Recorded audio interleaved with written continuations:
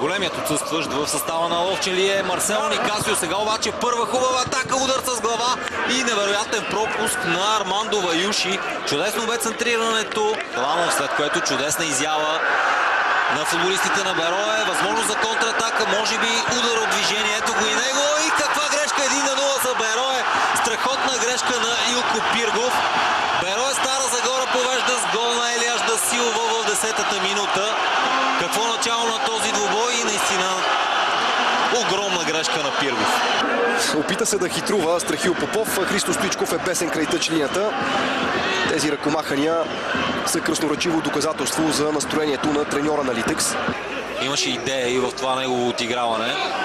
И тук силен мач на Елияш да Силва. Пореди футболист на Литекс, може би Страхил Попов е това. И точно така. Сблъскаха се тук Страхил Попов и Ливраменто. Малко преигра и младия бранител. Да му покаже жълт картон. Не.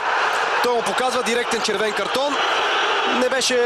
Лев и Елияш да Силва да затвори пространствата, а сега много грубо нарушение срещу Давид Каядо. Нека видим.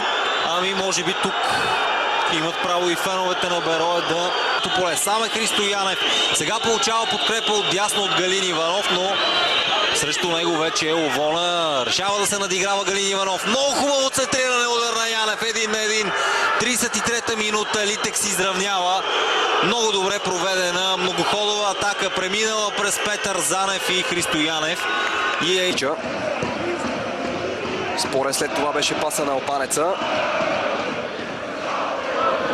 Много лошо връщане с глава към Ивайло Иванов. Има ли тук нарушение? Не по реакцията на Ивайло Стоянов. Това не е фал. Дневна реакция на Христо Стоичков. Нуждаем се от повторение. На очакванията тази втора част. И това, за което споменахме, вече е факт. Домакините ще разчитат на подобни статични положения. Грешка в защитата на Литекс. Топката се отбива в напречната града. Усетиха феновете, че техните любимци имат нужда от... Получи жълт картон при червеният такъв на Ливраменто през първата част и ето, че и Литекс получава червен картон. Двата отбора вече спира. Николай Бодуров и само добрата намеса на Национал помогнат, който е втори за него и ето, че поредният червен картон, трети в днешния двубой за резервата на Берое.